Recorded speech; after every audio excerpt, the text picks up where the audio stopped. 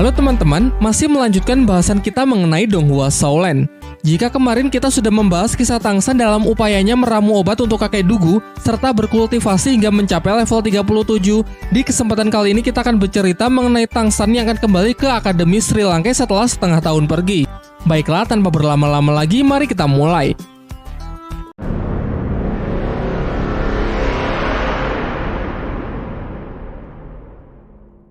Sekembalinya dari kediaman kakek Dugu di Akademi Lanba yang kini sudah diubah namanya menjadi Akademi Sri Lanka, teman-temannya sudah menunggunya. Kemudian sebagai hadiah Tangsan memberikan masing-masing untuk mereka tanaman obat langka yang dapat meningkatkan kekuatan sesuai jenis roh pelindung mereka, termasuk kepada Master Xiao. Untuk Su Ying, Tangsan memberikan sebuah tanaman bunga spesial yang bernama bunga bulu perindu. Sangat cocok untuknya karena Tangsan menyadari hubungan spesialnya dengan Dai Mubai. Lalu ia mulai menceritakan sebuah legenda mengenai bunga tersebut. Dahulu kala ada seorang pemuda yang sangat menyukai berbagai macam bunga. Pemuda ini memiliki sebuah kebun bunga yang senantiasa ia jaga dan ia rawat sepenuh hati. Dari sekedar menyiraminya hingga bahkan sampai menyenandungkan nyanyian untuk bunga-bunganya tersebut setiap malam sembari menikmati indahnya rembulan.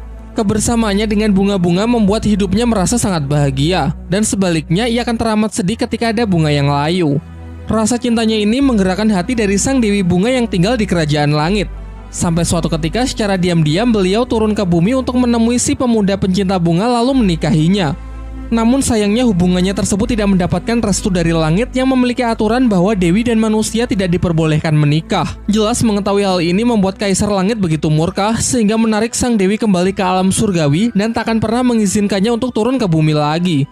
Sementara si pemuda yang kini telah kehilangan kekasihnya tentu merasa sangat sedih dan depresi sehingga hari-harinya yang suram melalaikan tugasnya untuk merawat bunga-bunga di kebunnya.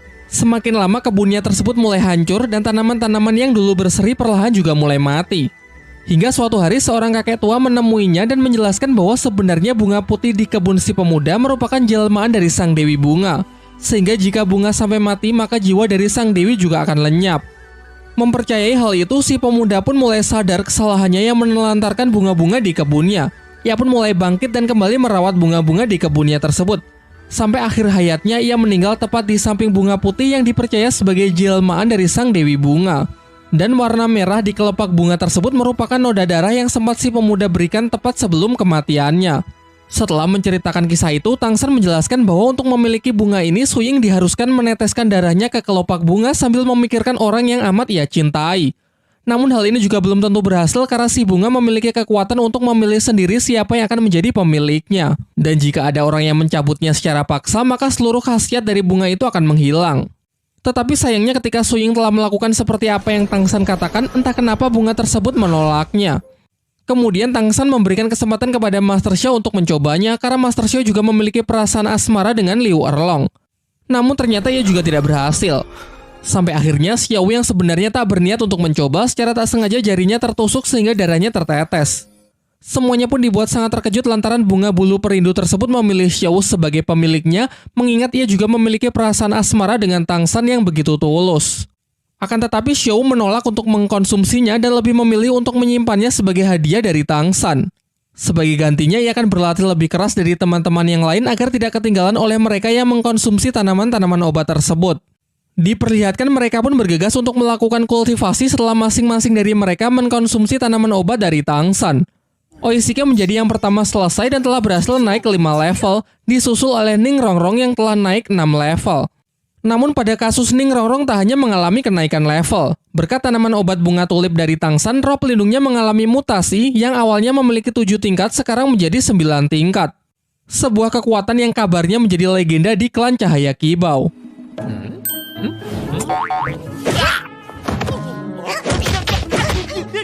Di tengah kegembiraan mereka, tiba-tiba mata iblis ungu milik Tangsan lepas kendali, kekuatan penglihatannya meningkat pesat. Dalam hati ia sendiri sangat terkejut, karena peningkatan dari kekuatan matanya ini dalam sekte Tang padahal dikatakan hanya sebuah legenda belaka. Selanjutnya Su Ying juga telah selesai dengan kultivasinya. Ia merasa kalau kini ia telah naik sebesar 7 level. Begitu pula dengan Mang Houjun. Ia merasa bahwa api Phoenix miliknya kini jauh lebih murni. Dan yang terlihat paling heboh adalah peningkatan kekuatan dari Dai Mubai. Berkat tanaman bunga kerisan dari Tangsan, ia sekarang menembus batasan dari level 40 dan benar-benar siap untuk segera mengupgrade cincin rohnya. Sementara itu, Master Xiao juga dibuat sangat terkejut dengan khasiat dari tanaman Tangsan yang ia konsumsi. Seperti yang telah dijelaskan bahwa kekuatan roh pelindung Master Xiao mengalami mutasi yang membatasinya mentok berada di level 30. Namun sekarang batasan tersebut telah berhasil ia tembus sehingga ia punya harapan untuk meningkatkan levelnya lebih tinggi. Namun ia menjelaskan bahwa di usianya yang sekarang akan menjadi berat baginya untuk mengejar ketertinggalannya. Oleh karena itu ia tak berharap banyak dan menegaskan bahwa harapan terbesarnya kini berada pada murid-muridnya saja. Ketika hari sudah mulai gelap, para murid Sri Langke bergegas untuk kembali ke asrama. Tetapi di tengah jalan, Tang San merasakan ada sesuatu yang mencurigakan.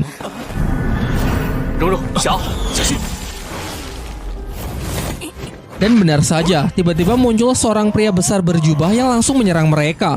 Dengan kerjasama tim yang semakin baik, mereka pun berhasil melumpuhkan pria misterius tersebut.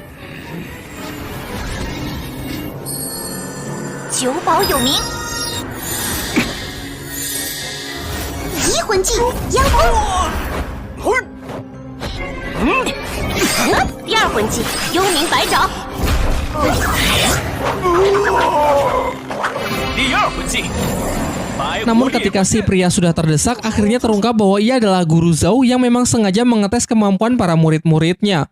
Ia mengatakan kalau dirinya sangat bangga menyaksikan kemajuan dari kemampuan dan kerjasama tim mereka. Tak lama setelah itu kemudian datang juga Flounder dan Master Xiao yang ternyata menjadikan pertarungan tadi sebagai taruhan. Keesokan paginya kakek Dugu bersama Duguyan datang ke akademi untuk menemui Tang San. Pada awalnya dengan sikap yang arogan, Duguyan meremehkan dan merendahkan Tang San yang menurutnya lebih lemah dari dirinya. Sampai kemudian sang kakek menjelaskan bahwa Tang San sudah jauh berkembang semenjak pertarungan mereka dulu di arena roh. Secara kemampuan ia ragu kalau cucunya tersebut bisa mengalahkan Tang San dengan kemampuannya yang sekarang. Selain itu ia juga mengkritik sikap Duguyan yang kekanak-kanakan padahal secara usia Tang San lebih muda darinya namun sikapnya jauh lebih dewasa. Lalu ia juga menjelaskan mengenai tujuannya datang ke sini adalah untuk meminta bantuan kepada Tang San agar bersedia menyembuhkan racun di dalam tubuh cucunya tersebut sama seperti apa yang telah ia lakukan terhadap dirinya. Namun kakek Dugu mengatakan bahwa ia tak akan bisa mendampingi karena ia masih memiliki sebuah misi yang harus segera ia selesaikan. Maka dari itu ia akan menitipkan Duguyan kepada Tang San dan berjanji akan kembali sebelum dimulainya turnamen arena roh yang akan digelar setengah tahun lagi. Setelah itu Tang San bersama teman-temannya berangkat menuju kelas akademi yang akan menjadi hari pertamanya. Absen Dai Mumbai karena Dai Mumbai tengah bersama Flounder dan Master Xiao untuk berburu siluman roh keempatnya. Sesampainya di kelas, Tang San sebagai murid yang dianggap baru tentu menjadi pusat perhatian. Terlebih lagi ia terlihat sangat dekat dengan Xiao yang menjadi primadona di kelas tersebut. Terlihat seorang siswa bertubuh besar bernama Tai Long merasa sangat geram menyaksikan pemandangan tersebut menghampiri mereka dan menyuruh Tang San untuk menjauh dari Xiao.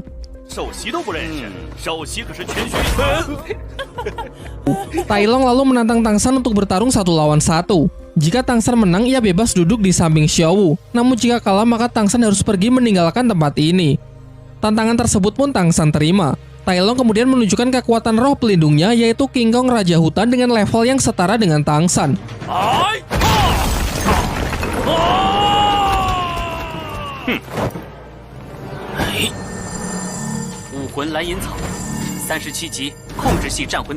Ia lalu maju untuk memulai pertarungan. Beberapa kali serangan jarak dekat ia lancarkan namun dapat Tang San hindari dengan sangat mudah, bahkan tanpa melibatkan kekuatan roh pelindungnya. Sebagai serangan balasan, Tang San cukup menggunakan satu skillnya yaitu tali akar jaring laba-laba yang dalam sekejap mampu melumpuhkan Tai Long.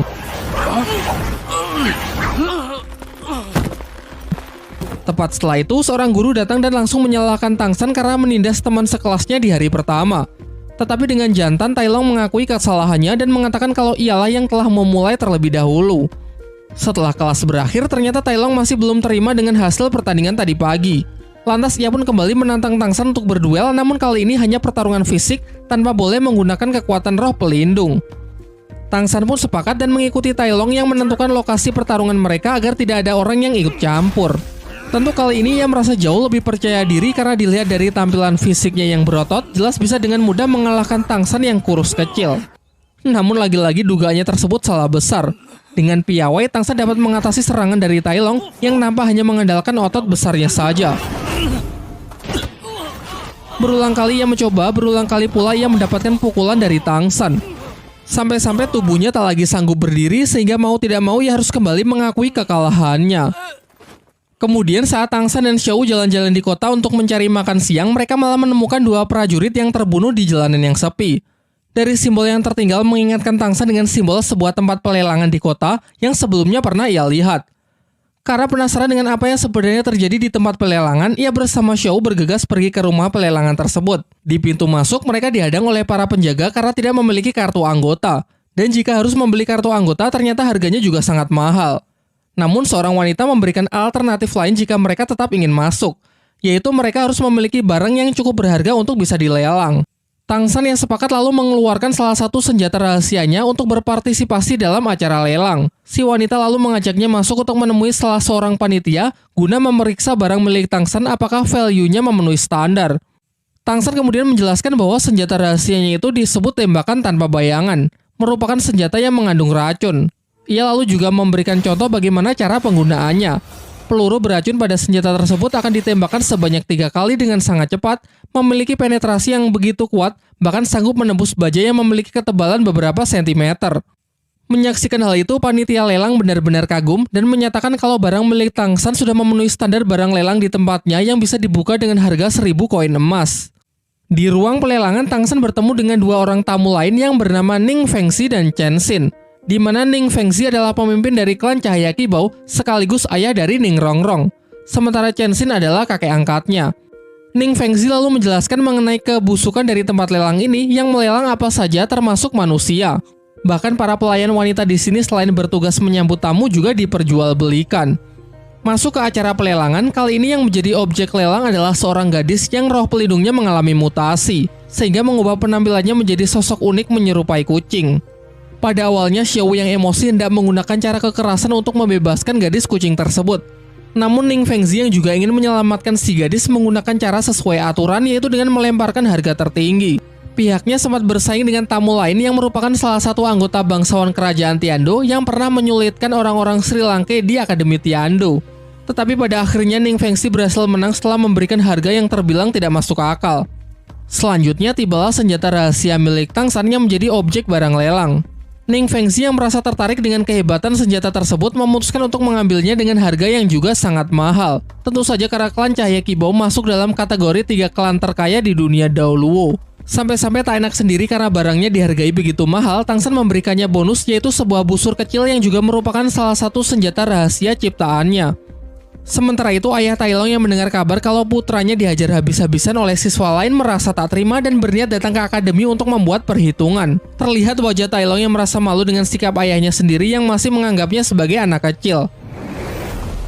Singkat cerita, setelah acara pelelangan berakhir, Tang San dan Xiao kembali ke akademi. Namun di depan gerbang, Tai Long bersama sang ayah telah menunggunya.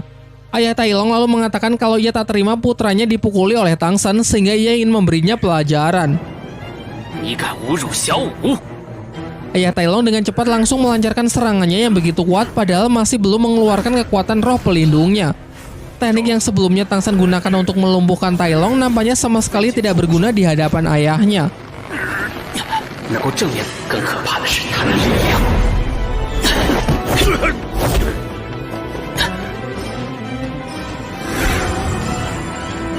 Terlihat ayah Tai Long yang merasa geram akhirnya juga menggunakan kekuatan roh pelindungnya yaitu King Kong Raja Hutan dengan 5 cincin roh dan level lebih dari 50. Secara membabi buta ia terus melancarkan serangannya hingga menghancurkan tempat tersebut. Akan tetapi Tang San masih bisa bertahan di udara dengan memanfaatkan tulang roh dan jaring tali akarnya untuk membuat sebuah parasut.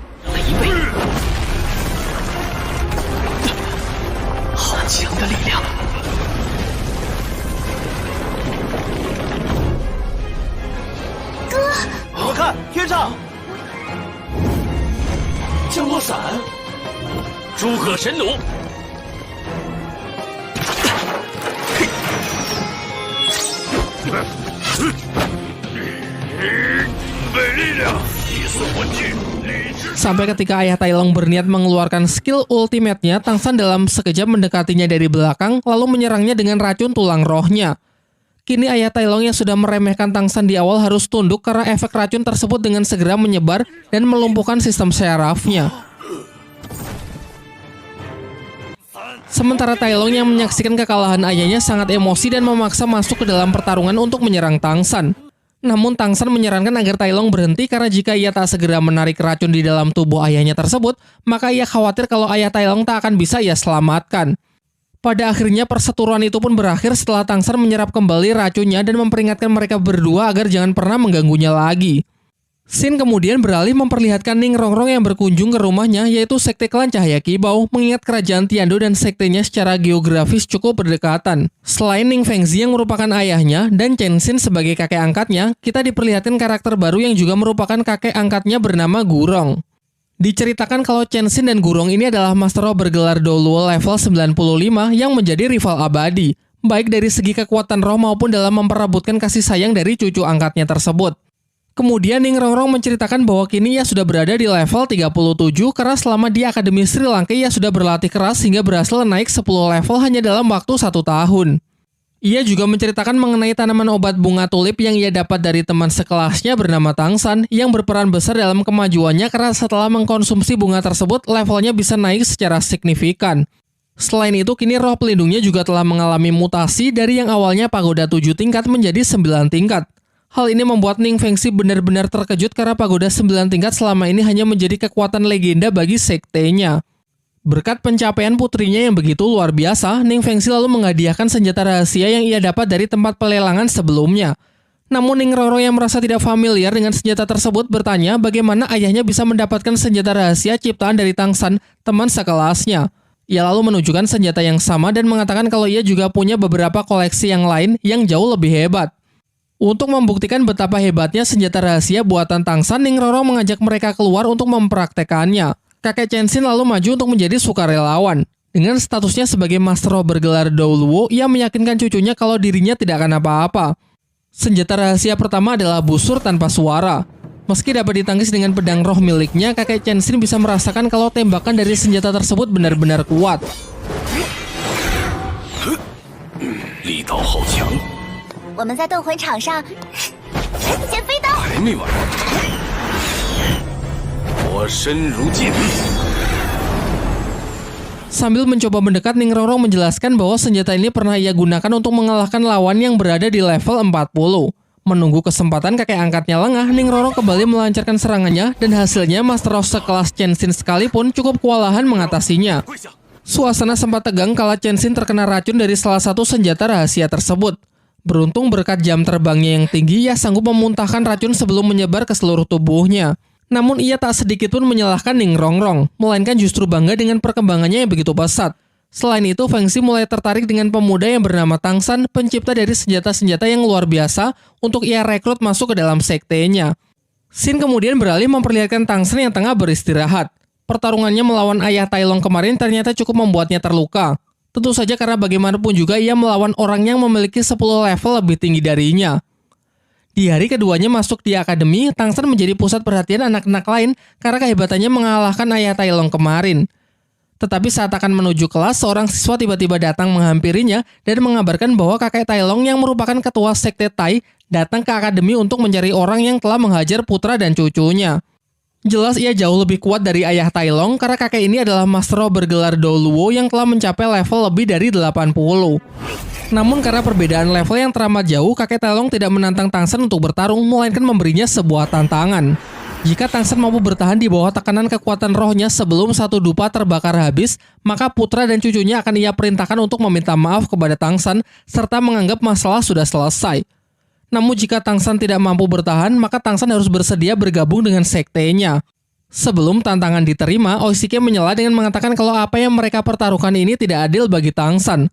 Karena jika Tang San kalah, ia harus tunduk dan patuh terhadap sekte Tai, sementara jika Tang San menang, pihak dari kakek Tai Long cuma meminta maaf saja.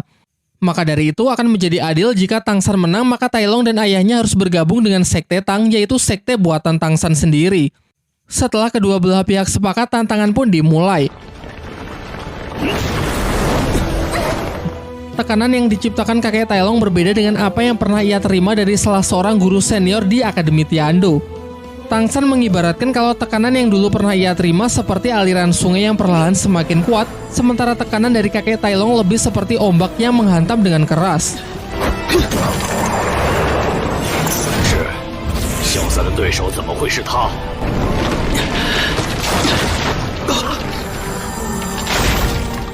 Dari kekuatan roh rumput biru perak hingga tulang roh laba-laba masih belum cukup untuk menahannya. Xiao yang cemas membawa Guru Zhou untuk menghentikan mereka. Namun Guru Zhou juga tidak bisa berbuat apa-apa karena lawan Tang San memiliki kekuatan yang jauh lebih kuat dari dirinya. Di bawah tekanan yang semakin menggila, Tang San yang tidak punya pilihan lain mencoba menahannya dengan kekuatan roh pelindung Palu Hou Tian di tangan kirinya yang selama ini ia selalu sembunyikan.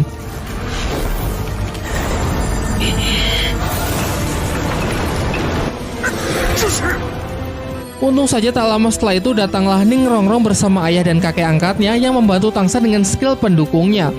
Sementara si kakek Tailong benar-benar dibuat terkejut dengan roh kedua milik Tang San yang baginya tidak familiar. Setelah memastikan bahwa Tang San memang merupakan putra dari Tang Hao, ia pun memanggilnya Tuan Muda dan bergegas memberinya hormat.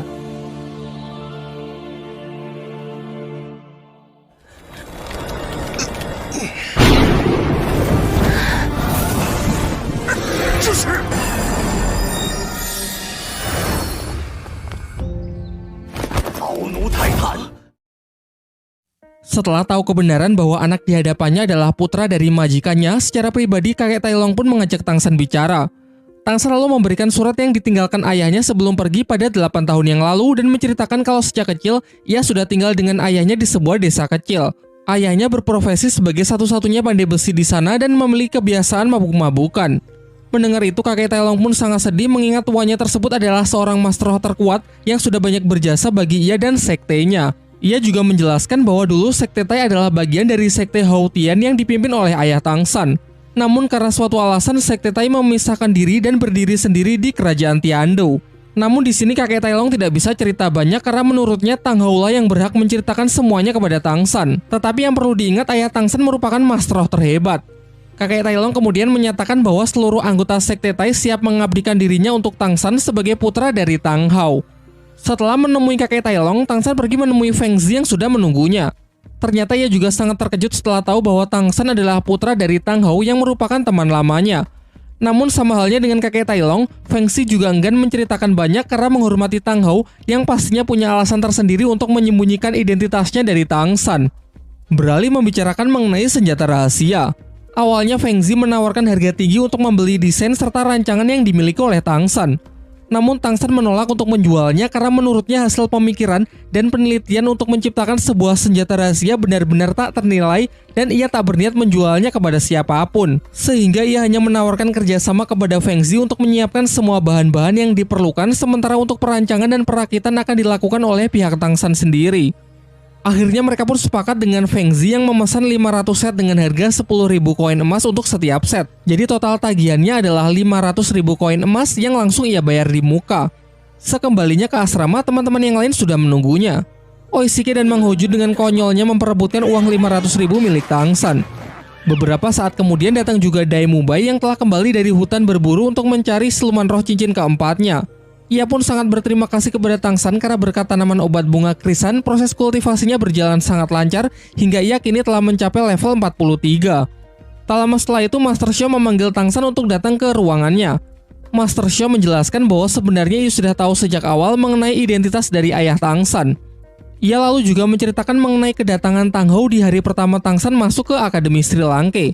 Kala itu, Guru Zhou menyulitkan seluruh murid Akademi Sri Lanka dalam ujian masuk. Di malam harinya, Tang Hou yang merasa kurang senang mendatangi Guru Zhou dan menghajarnya hanya dengan tangan kosong. Lalu Tang San mengajukan dua pertanyaan yang hingga kini masih mengganggu pikirannya, yaitu mengenai siapakah identitas ibunya dan mengapa dulu Master Xiao melarangnya untuk menambahkan cincin roh ke roh pelindung Palu Hou Tian-nya. Pertanyaan pertama Master Xiao tidak bisa menjawabnya karena ia juga tidak tahu. Sangat sedikit informasi mengenai istri Tang Hou tersebut. Namun mengingat Tang San mewarisi roh pelindung rumput biru peraknya, kemungkinan besar ibunya hanyalah orang biasa. Sementara untuk alasan mengapa ia melarang Tang San menambahkan cincin roh ke dalam roh pelindung Palu Hou Tian, hal ini berkaitan dengan keselamatan Tang San itu sendiri. Ia menjelaskan bahwa dalam sejarah dunia Daoluo tercatat sejauh ini hanya ada 3 pemilik roh pelindung ganda termasuk Tang San. Sayangnya orang pertama mati setelah mencoba menambahkan cincin roh ke dalam kedua roh pelindungnya. Menurut teori Master Xiao, hal ini bisa terjadi karena adanya benturan dari kekuatan siluman roh sehingga tubuh yang menjadi wadah menjadi hancur. Namun dengan alasan yang tidak pasti, orang kedua berhasil melakukannya tanpa melukai tubuhnya sendiri. Ia menduga hal ini mungkin berkaitan dengan ketahanan tubuh. Maka dari itu ia ingin Tang San melatih tubuhnya terlebih dahulu sampai cukup kuat untuk menahan benturan kekuatan siluman roh yang terjadi. Sementara untuk alasan lain, sebenarnya ia dan Tang Hao memiliki rencana untuk mengisi palu Houtian milik Tang San dengan seluruh cincin roh dari siluman roh berusia puluhan ribu tahun. Tetapi tentu saja hal itu hanya bisa dilakukan jika tubuh Tang San sudah benar-benar kuat. Selain melatih ketahanan tubuh, Master Xiao juga masih memiliki rencana cadangan, yaitu dengan mengalihkan seluruh kekuatan siluman roh ke dalam tulang roh untuk sementara saat proses kultivasi sedang berlangsung agar keduanya tidak berbenturan. Akan tetapi Master Xiao menyarankan Tang San agar tidak memusingkannya terlebih dahulu dan lebih baik fokus saja untuk mempersiapkan diri dalam turnamen Akademi Roh yang kurang dari setengah tahun lagi akan dimulai. Bicara soal turnamen roh, Tang San sebenarnya cukup khawatir dengan Xiao Wu karena enggan untuk memakan tanaman obat darinya sehingga Xiao Wu adalah satu-satunya orang di tim yang belum mencapai level 40. Di malam harinya saat Tang San berjalan dengan Xiao Wu, ternyata tadi siang Xiao Wu menguping pembicaranya dengan Master Xiao mengenai Tang San yang mengkhawatirkan dirinya. Untuk meyakinkan Tang San kalau ia tidak akan menjadi beban tim, Xiao pun menantangnya untuk berduel 1 lawan 1. 我可不会手下留情。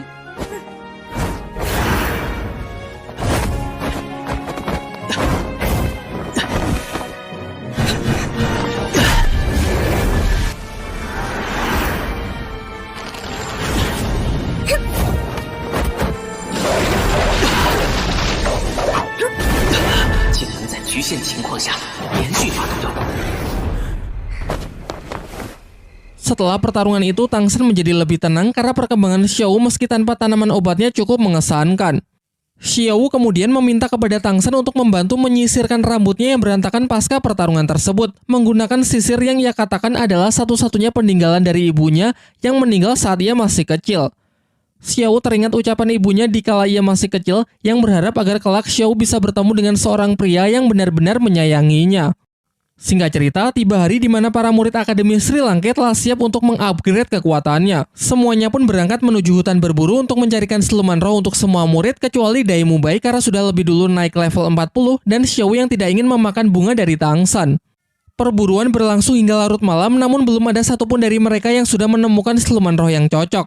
Oleh karena itu mereka memutuskan untuk bermalam di tengah hutan dengan berjaga secara bergantian. Dai Mubai yang mendapatkan tugas berjaga meminta Master Xiao agar beristirahat karena melihat gurunya tersebut yang nampak sangat lelah. Sebenarnya alasan Master Xiao tetap terjaga karena ia masih belum punya keberanian untuk mendekati guru Liu Erlong yang mana sedang tidur di tenda yang sama. Ketika Master Xiao mulai berbaring, guru Liu Erlong yang tidur di sampingnya tiba-tiba memeluknya dari belakang lalu sambil menangis Liu Erlong meminta agar Master Xiao jangan meninggalkannya lagi. Tak lama setelah Master Xiao masuk, di luar secara tiba-tiba mereka diserang oleh seekor siluman roh berjenis kalajengking yang memiliki serangan berelemen api. Liu Erlong yang sedang sangat emosi pun bergegas keluar untuk menghajar habis-habisan siluman roh tersebut sendirian.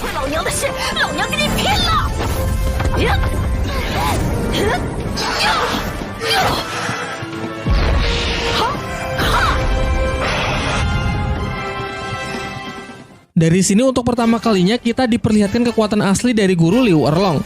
Salah satu skill terkuat dari cincin roh ketujuhnya pun ia tujukan yaitu monster berwujud naga api biru. Bahkan karena saking mengamuknya, Flander pun berpikir kalau Liu Erlong terlalu berlebihan dalam menggunakan kekuatannya padahal lawannya hanya siluman roh berusia 4000 tahun.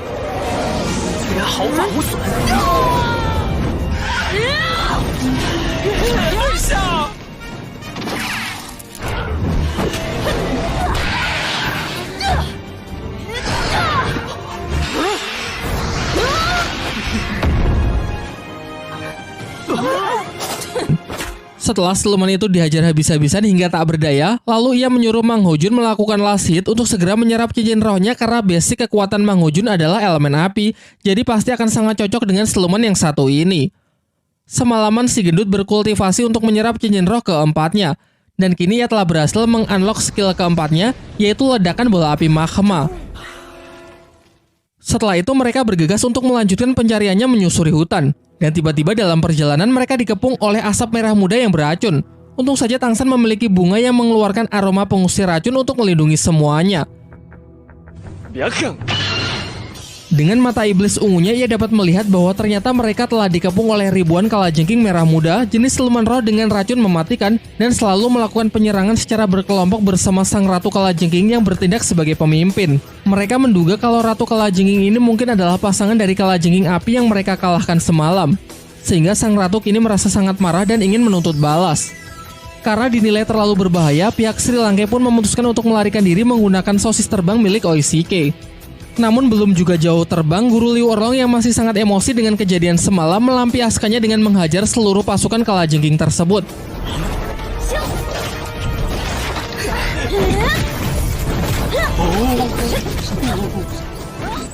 Para kalajengking kecil berhasil dipukul mundur hingga sang ratu kalajengking sendirilah yang turun tangan. Sementara pihak Sri Lanka memerintahkan Tangsan dan Mang Hojun maju menggunakan serangan kombinasi, sekalian untuk mencoba seberapa kuat skill baru dari pemilik roh pelindung burung phoenix tersebut. Langkah pertama, Tangsan melempar skill jaring laba-labanya untuk mengunci pergerakan musuh. Sementara Mang Hojun berusaha mendekat sembari mengumpulkan energi roh untuk melepaskan skill terbarunya, yaitu ledakan bola api magma.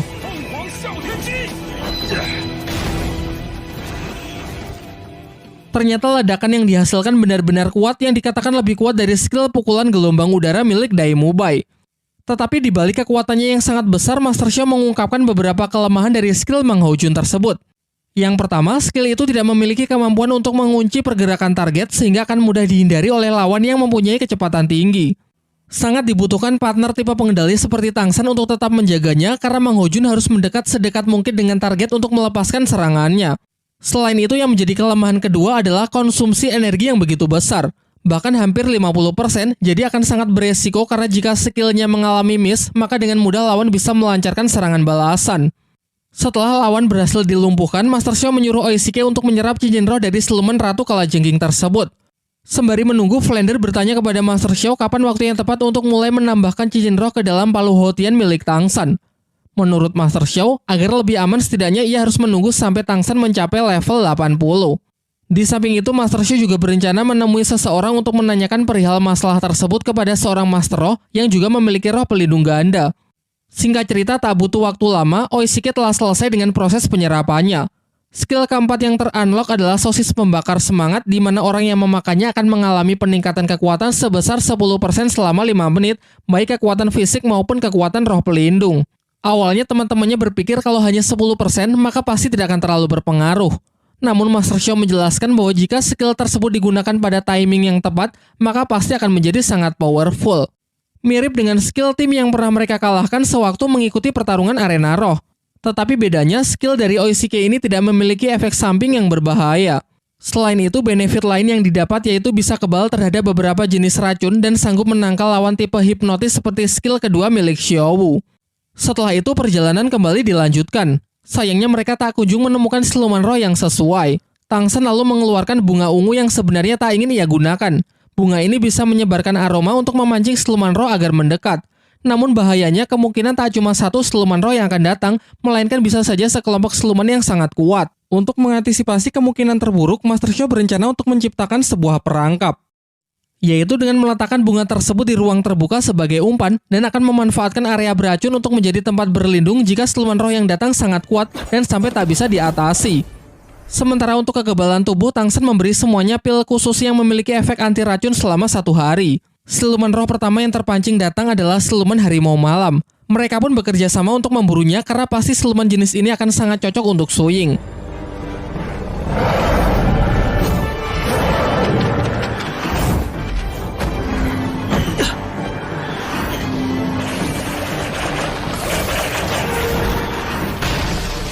Ketika semuanya merasa telah menang melihat si harimau berhasil ditangkap oleh Tangsan, ternyata sang siluman ini tak selemah itu. Makhluk tersebut kembali menyerang dengan kemampuan unik, yaitu bisa membuat bayangan pengecoh.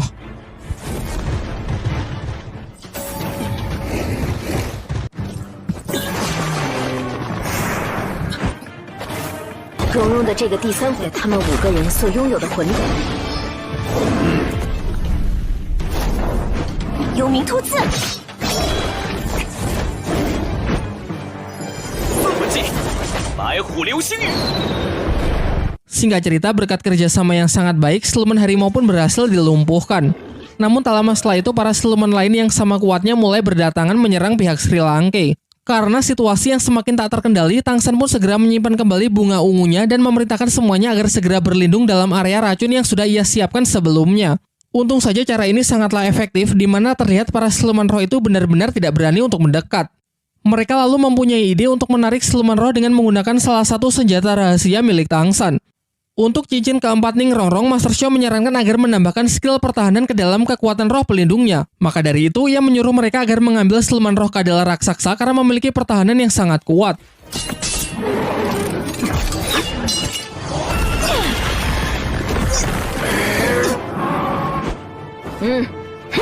知道了，知道了。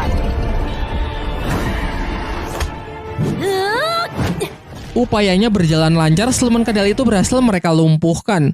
Sekarang tiba giliran Tang San untuk memilih siluman roh yang sesuai. Tang San sendiri memiliki keinginan untuk mengambil cincin roh siluman laba-laba penggali. Namun keinginannya tersebut mendapatkan tantangan keras dari Master Xiao karena resikonya terlalu tinggi. Sudah jelas Tang San tahu kalau siluman laba-laba penggali itu berusia lebih dari 10.000 tahun, yang mana kekuatannya terlalu besar untuk bisa diserap oleh kapasitas tubuh Tang San saat ini. Ia menyarankan agar Tang San mengambil siluman laba-laba berwajah manusia saja yang berusia 6.000 tahun karena menurut Master Xiao itu sudah lebih dari cukup. Tetapi Tang San yang sangat ambisius tetap ingin mengambil siluman pilihannya sendiri. Ia meyakinkan para gurunya bahwa ia harus mendobrak batasannya mengingat lawan yang nantinya mereka hadapi dalam turnamen Akademi Roh pasti akan sangat kuat. Dan jika ia tak mempersiapkan diri dari sekarang, maka ia tak yakin akan bisa bertahan. Semuanya pun sudah tidak bisa berkata apa-apa lagi dan hanya bisa percaya dengan keyakinan yang dimiliki oleh Tang San. Kemudian Guru Zhao dan Flander secara bersamaan mengarahkan senjata ke siluman tersebut. Namun ternyata siluman itu cukup pintar yang mana ia sengaja menangkisnya dengan jaring untuk menangkap pihak Tang San. Ketika siluman laba-laba penggali itu berusaha melarikan diri, kepala Akademi Flander segera mengejar dengan memanfaatkan lemparan dari Guru Zhao dan skill ketujuh dari roh pelindung burung hantu miliknya. Sempat terjadi aksi kejar-kejaran di antara mereka, sampai akhirnya dengan bantuan dari kepala Akademi Flander, Tang San berhasil melumpuhkan siluman tersebut lalu segera kembali ke tempat teman-temannya.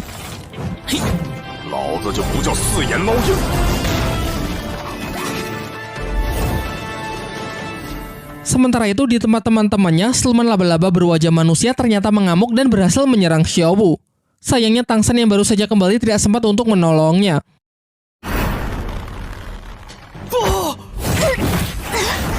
小五， 第七魂技赤龙真身。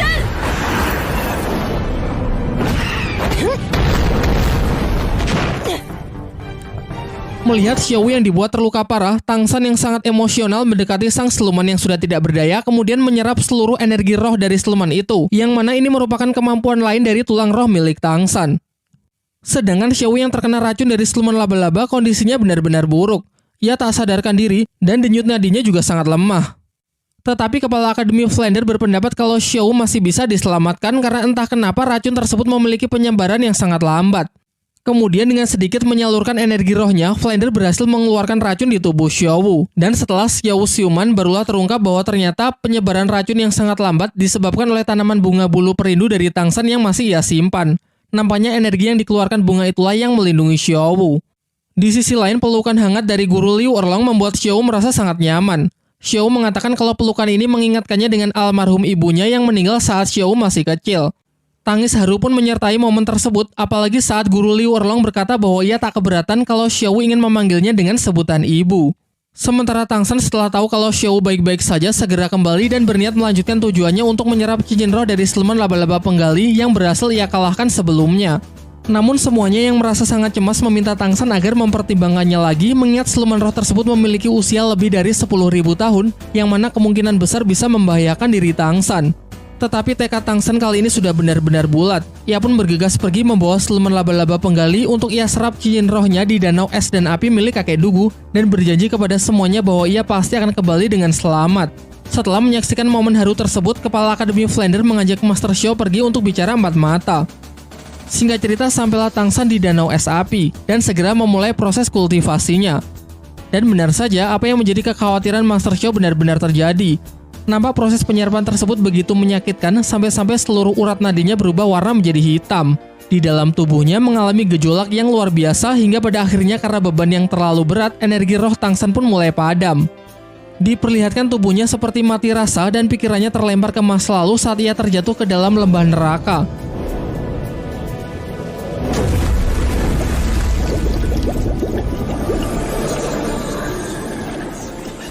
Namun dikala jiwanya ditarik oleh kegelapan dan kesadarannya mulai hilang, ia teringat dengan teman-temannya di Akademi Sri Lanka, khususnya Xiaowu, yang mana ia masih memiliki janji untuk selalu menjaganya. Seketika dirinya pun mulai bangkit dan mulai berhasil menyelesaikan proses kultivasinya dan berhasil mendapatkan cincin roh keempatnya. Sementara itu, Flander yang mengajak bicara empat mata Master Xiao mengatakan kalau Master Xiao ini benar-benar keterlaluan menggantungkan perasaan dari Liu Erlong yang padahal sudah menunggunya selama lebih dari 20 tahun. Namun Master Xiao menjelaskan kalau dirinya juga tidak bisa berbuat apa-apa. Sebenarnya jauh di lubuk hati ia juga masih sangat mencintai Liu Erlong. Tetapi di sisi lain ia takut kalau hubungannya tersebut akan banyak mendapatkan hujatan dari netizen. Kemudian Flander kembali menasihatinya dengan mengatakan kalau omongan netizen tidak perlu dipikirkan. Terobos aja lah anjing, jika bukan karena lo sahabat gue, pasti cewek itu sudah gue sikat. Singkat cerita, setelah mendengar wejangan dari kepala Akademi Flander, Master Xiao pun mulai sadar dan segera berlari kembali ke tempat Liu Erlong lalu memeluknya dengan erat. Ia lalu meminta maaf karena sudah membuatnya lama menunggu dan berjanji bahwa ia tak akan pernah meninggalkannya lagi. Xiaowu yang menyaksikan keuuan itu menjadi iri yang mengingatkannya dengan Tangsan.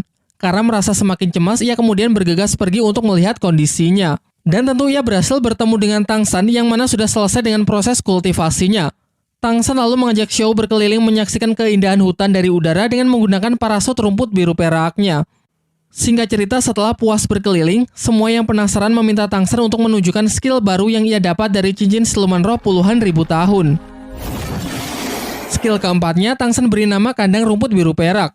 Dengan skill tersebut dalam sekejap ia sanggup mengurung target yang ia kehendaki.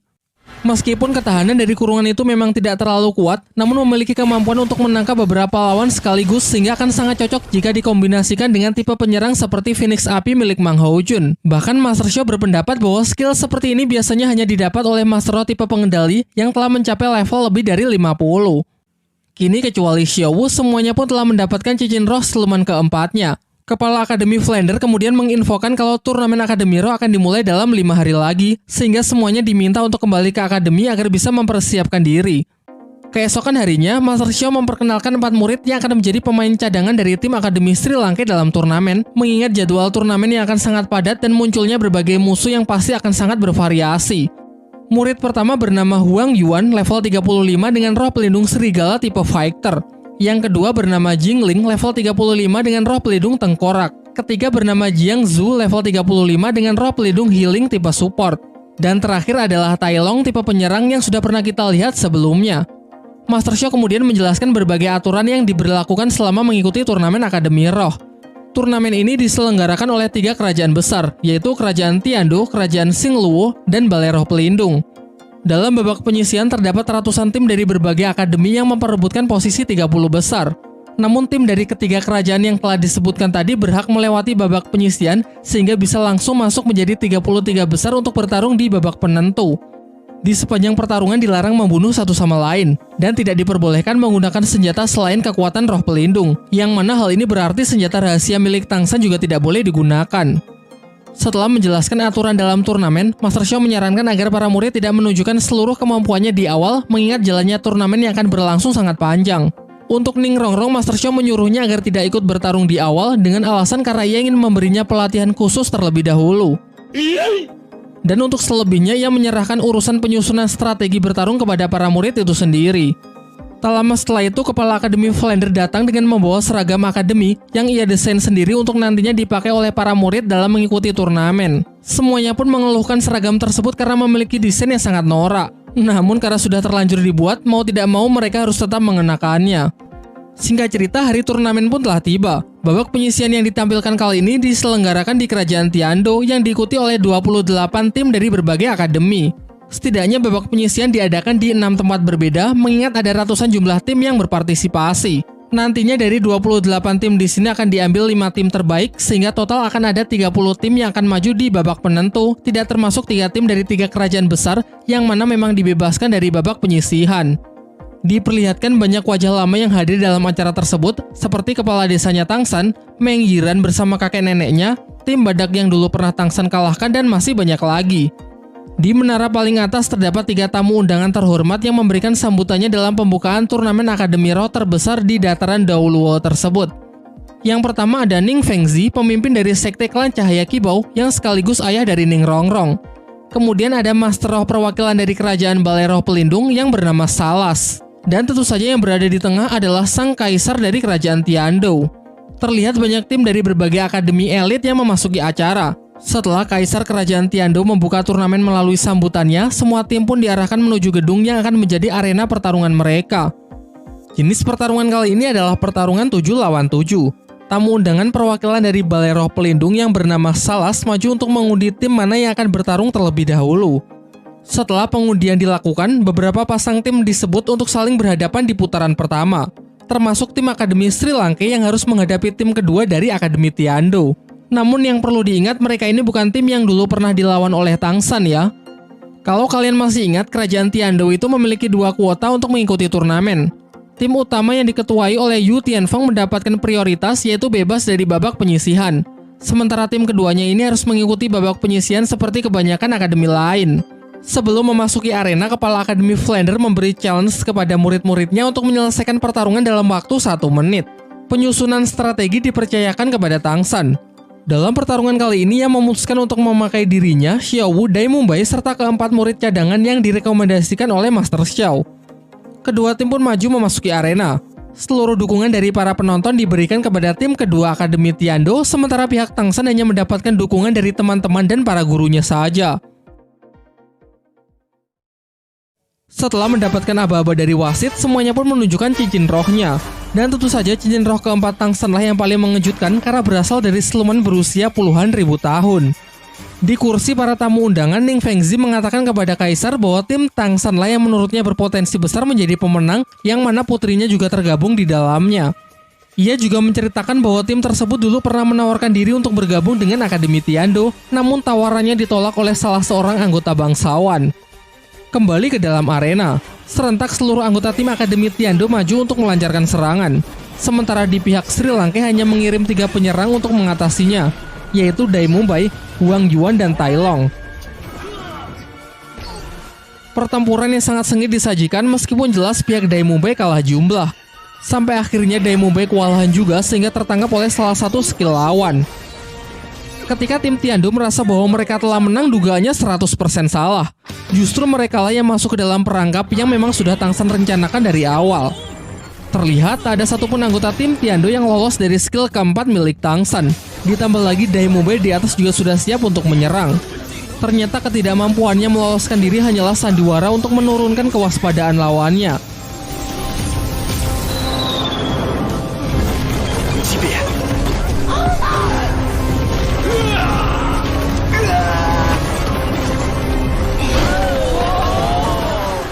Dengan ini pertarungan pun berakhir dengan kemenangan mutlak tim Akademi Sri Lanka.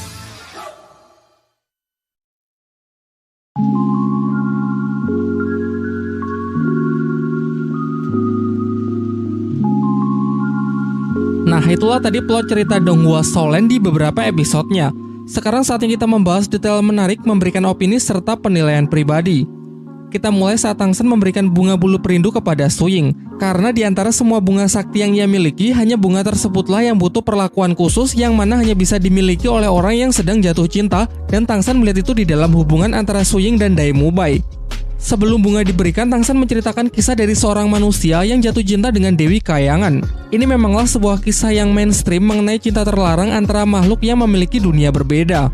Namun sebenarnya kisah tersebut jauh lebih relate dengan cerita Xiaowu, di mana seperti yang kita tahu bahwa Xiaowu adalah siluman roh yang telah berevolusi menjadi manusia. Dan hal ini terbukti saat bunga itu justru memilih Xiaowu sebagai pemiliknya. Ketika Tangsan selesai berkultivasi, mata iblisnya tiba-tiba aktif dengan sendirinya. Adegan ini sedikit mengingatkan saya dengan jurus Taiyoken di anime Dragon Ball, yang mana memiliki output yang sama, yaitu menyilaukan penglihatan orang-orang di sekitarnya.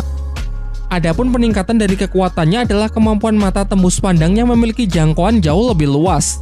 Sebelumnya pernah ditunjukkan kalau Tangsan juga bisa menggunakan kemampuan matanya untuk melihat seberapa besar energi roh yang dimiliki oleh seseorang. Dan kali ini ia bisa dengan jelas melihat energi roh Xiaowu yang ternyata jauh lebih pekat dari teman-temannya yang lain, sehingga di titik inilah Tangsan tahu kalau Xiaowu itu memanglah berbeda. Tetapi ia memilih untuk tidak membicarakannya, atau mungkin lebih tepatnya ia ingin Xiaowu sendirilah yang berkata jujur. Lanjut ke adegan saat kakek Dugu menyerahkan Duguyan kepada Tangsan untuk mengobati racun di dalam tubuh cucunya tersebut seperti apa yang juga Tangsan lakukan terhadap dirinya. Sudah pernah saya bahas sebelumnya bahwa seluruh garis keturunan dari klan Dugu terlahir dengan racun di dalam tubuhnya. Melalui kekuatan roh pelindung, mereka mampu memanfaatkan racun tersebut sebagai senjata dalam pertarungan. Tidak ada informasi mengenai awal mula bagaimana racun itu bisa ada di dalam keluarga mereka. Namun yang jelas di usia tertentu racun tersebut kemungkinan besar bisa berbalik membunuh penggunanya sendiri. Hal inilah yang terjadi kepada kedua orang tua kakek Dugu dan kedua orang tua Duguyan yang juga terbunuh oleh racunnya sendiri. Alasan mengapa kakek Dugu masih hidup di usianya yang sudah menginjak 70 tahun pernah Tangsan katakan, yaitu lingkungan tempat tinggalnya yang dipenuhi oleh energi positif dari melimpahnya tanaman roh dan danau surgawi. Namun kakek Dugu sendiri sebenarnya juga tidak tahu akan hal itu sampai Tangsan memberitahunya. Solusi dari kutukan keluarga racun kakek Dugu pun juga Tangsan ungkapkan, yaitu dengan menyimpan racun bukan di dalam tubuh melainkan atribut lain seperti tulang roh miliknya. Kalau saya boleh berteori, mungkin racun yang didapat oleh seluruh garis keturunan kakek Dugu berasal dari nenek moyangnya yang merupakan jelmaan dari siluman ular giok yang berevolusi menjadi manusia, kemudian menikah dengan kakek moyang dari kakek Dugu. Seperti yang kita tahu bahwa jenis roh pelindung bisa didapat melalui garis keturunan.